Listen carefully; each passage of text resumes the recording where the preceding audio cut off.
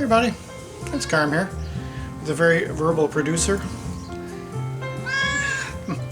Yeah, back on a Thursday, I think it's around noon now, a little before. Come on and share some more listens from throughout the week. So just start right in here. You have Gunther Shenk, Überfällig, I think it's pronounced. It translates to overdue. German guitarist, collaborator, and did some engineering for Klaus Schulze at the time, back in the 70s. And this is from 1979.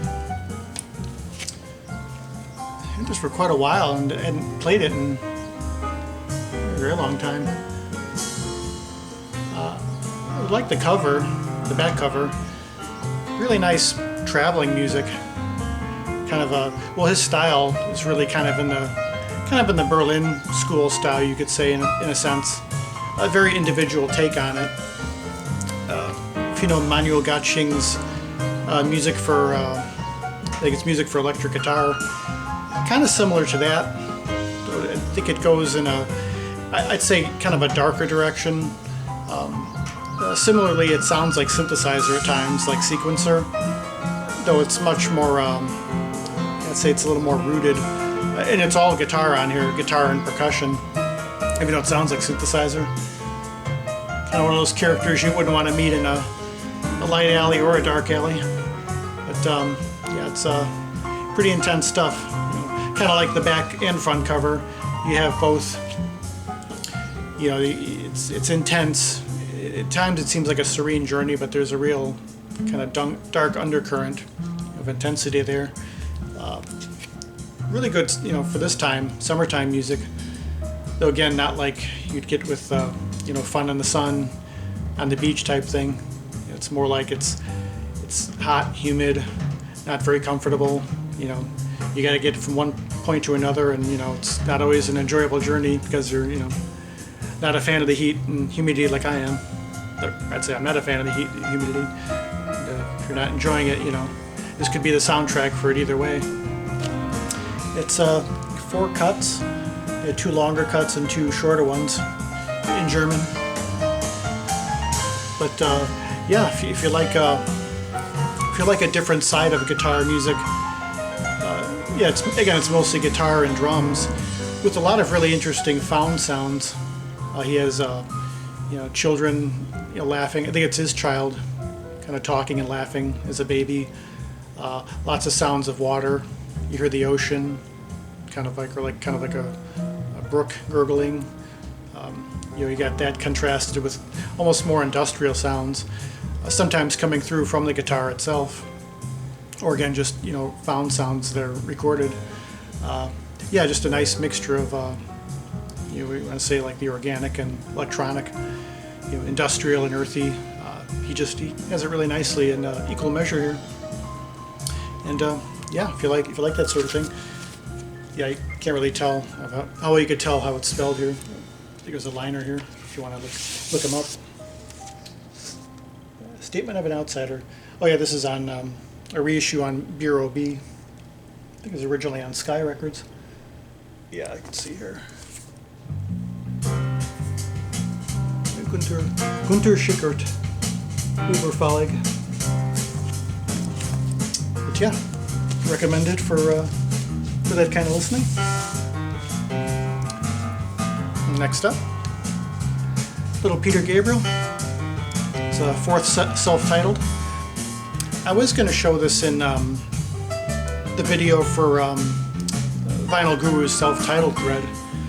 But I've had listened to this for a long time, and I've only really known it as Security. So I thought, well, I'll pass on it until for another time. And also had some further inspiration from Bill from the Vinylverse. Did a really nice response to Richard's sampler contest, focusing on Peter. And yeah, his picks. If I were to make my own sampler of Peter Gabriel, it would have been almost identical, very close to what he had. Again, focusing on those, again, the deeper cuts, which Peter's been one of my favorite artists since I was a kid. And again, mentioning Neil from before, got, through him, early Genesis. So he's definitely a very, very important artist for me. Definitely one of my all-time favorite singers, if not favorite singers. And there's not a whole lot of them that I really gravitate towards. So, really, I'm sure many of you know this album. Dark, intense, brooding. There's humor there, but it's, even before, not even considering the lyrics, you could kind of get a sense of the twistedness in there, at least the tone of it. And for the first time, really, in all these years of listening, I kind of focused in on the lyrics more. I actually read along as I was listening, which I'd never really done before. And not sure if my understanding of the songs are any clearer for that, but just getting a little idea of what what he meant over the years. And there's been times too, even way back when, as far as lyrics, his lyrics, Peter in particular, maybe for the reason he is, one of my favorites as a singer, I may have retained a little bit more of them, over time. But just kind of getting another perspective on them. Well, even from the first song, the title, Rhythm of the Heat, it really does convey that very thing. It's heat. It's kind of like the previous album. You imagine heat, humidity, desolate landscapes. Very, just very, very intense and dark.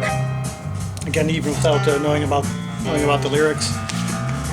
First time I had really heard of the Fairlight computer music instrument. Kind of early sampling music workstation, which again kind of mixing in found sounds, a very creative way too. I think Peter was one of the earliest people to use the Fairlight back then. It's 1982, and mixing it in with the rest of the group, Tony Levin's stick and Larry Fast's other synthesizers, David Rhodes' guitar. Just made for such a incredible blend. Again, that kind of electronic and organic, and just all the different shadings that are created by it. San Jacinto, probably if I had to pick a favorite piece on here, I always love that, just from that opening, where he's using kind of a sampled marimba, it's kind of a blended sequencer, kind of as a sequencer. That alone, and just carries throughout the piece. It's just takes you on an incredible journey. And just from what I'm reading here, for the first time really delving into the lyrics a little bit, I guess it's kind of like that push-pull contrast between, you want to call it like more, you could say middle-class suburbia and indigenous native culture, the kind of, the jostling or imposition of suburban culture on them, and kind of has that feeling of it. But just the lyrics are so, again, honing in on them, they're so evocative, and can mean a lot of different things and paint a lot of different pictures. Which again, for all these years, it was always just the music that did that, listening to the interplay of the instruments. I have the touch. Kind of makes me think of someone who, they crave some kind of companionship or some kind of connection with people, but only able to find it through, the corporate world or the everyday workaday, just, the kind of challenges of that. Just trying to find some kind of kinship there with some of that. Family in the Fishing Net. That's very much its own. Couldn't begin to describe that. But again, it's the instrumentation. Again, kind of the electronic and the treated sounds, the found sounds, and of course his voice, Peter's voice. I mean, there's times where he may be singing kind of this monotone, but every now and then one of the lyrics or one of the words just comes through, and he puts such an emphasis on it. It makes the whole thing, it just kind of opens it all up. and then he kind of goes back to his regular form. Or Shock the Monkey, probably one of the first songs I remember hearing of his when it was new, as a kid, in the very early 80s. I think we were at a bowling alley, like some family and some friends of the family. I think I remember playing there and hearing it early on, and it really stood out. And even the upbeat songs on here, again have that kind of dark, somewhat twisted undercurrent. You think it's kind of bouncy and happy, and maybe it's a little bit like Steely Dan or something, where it sounds almost sounds kind of fun party music, but you consider what they're singing about. It's something that's kind of a cynical undertone there. Yeah, Lay Your Hands on Me. What always stood out to me about this piece were the drums. Jerry Morato's drums, just very powerful. His patterns and little accentuations, they're just very, literally and figuratively hit hard. So it's always stood out to me. And Wallflower is just very deeply emotional and poignant. Just about, I take it as just being about, you could say, maybe not just a literal imprisonment or isolation, but in one's own mind, psyche, and body. Just that feeling of being helpless, trapped in a situation. I believe it was about the political prisoners. But again, reading into it a little more, it's just has a lot of gravity. And towards the end, when he says, I will do what I can do, just repeating that phrase, it's really really poignant. Of course, Kiss of Life, one of the more upbeat ones. But it just kind of gives you a little bit of a different perspective than I'd had. Of course, I'll be listening to this more and more, and it'll become clearer, and I could say even more about it possibly, or something more a little clearer. But just for being an album I've lived with for so long, just nice, having revealing itself a little further, after quite a while. But still probably my favorite of his, alongside Passion, and I like the Birdie soundtrack a lot. But I like everything of his I've heard, and it's nice revisiting. So Peter's Security. Finally here. Enjoying this quite a bit. A little bit of a different direction. The Wind Harp. Songs from the Hill. And this really is what this is. It's a harp that's being played by the wind. You see a very large structure there. It's from 1972. There was in the notes here it says who built it. A wind harp is a sculpture by Ward McCain. So quite literally a sound sculpture. You can see it there in the process of being built. The only other place I've heard a wind harp is on Jan Garbark's Dis album, D-I-S. Ralph Towner on there. It features pretty prominently on a few cuts there. You can see the proportion there to the person. Try to go slow with this so you could all read. But I think musically, for me, the closest this would come to is something like Ligeti, his 2001 soundtrack. That kind of sustained, abstract tones. Just very, very deep and powerful. There's a poem written in here by an 11-year-old that kind of, it says it better than just about anyone I've heard, or anyone that I could think of. Sometimes she sounds like a ghostly house, and sometimes like a flying saucer, but mostly she sounds like everything singing far, far away. Yeah, just incredible, the harmonics. You're hearing so many different tones and timbres, sometimes very metallic, other times it's quite airy, appropriately enough, being a wind harp. but trying to guess what your what the source is, and then actually finding out what it is. It's quite powerful. I think there's a short section of it up online. There might be other places where you could hear it in full, but just that one piece, I think it's on YouTube. You get a sense of what the whole thing sounds like. Yeah, again, not rhythmic, melodic. You don't have the harmonies in the usual sense, but it is, it has that harmonic, a lot going there, just tonally. I guess maybe tonally and atonally. I like how they were saying here about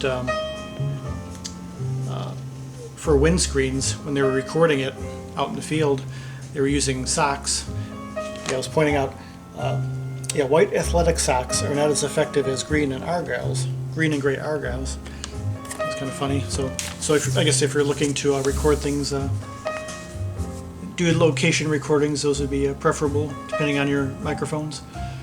But, yeah, this is one of those things. It's hard to put into words, but once you hear it, this is definitely not your typical harp music. Try to imagine someone actually playing it like an actual harp, but yeah, it's designed for to be played in the wind. Yeah, again, this is another one that's pretty intense. It's got the intensity and serenity kind of in equal measure. Probably, but maybe a little more unsettling. I don't know, it made me think of reading someone like Robert Anton Wilson, where you're being taken on a really interesting journey, interesting imagery is being evoked, but at the same time you're like, what's going on here? I have no idea. You're confused as well as you're being taken on like a kind of a narrative, but simultaneously it doesn't go back and forth. It's like one sustained thing, continuous contrast. So yeah, worth checking out. Yeah, the wind harp, songs from the hill. Yeah, she curled up in my lap to listen to the wind, singing forth the dawn, Daddy who makes that song. So yeah, the wind harp. So yeah, these are the three for this time around. I don't know if this, I'm going to check if the background music's maybe a little too loud, but it's a John Zorn album. I don't have the cover for it. A John Zorn album called Alhambra, and it's subtitled Love Songs. And I'll put it down in the notes. Yeah, real nice piano trio jazz. I think it's Jamie Saft on piano. I forget who the other two are. But yeah, if you like what you're hearing, definitely recommend it. Well, do it for this time around.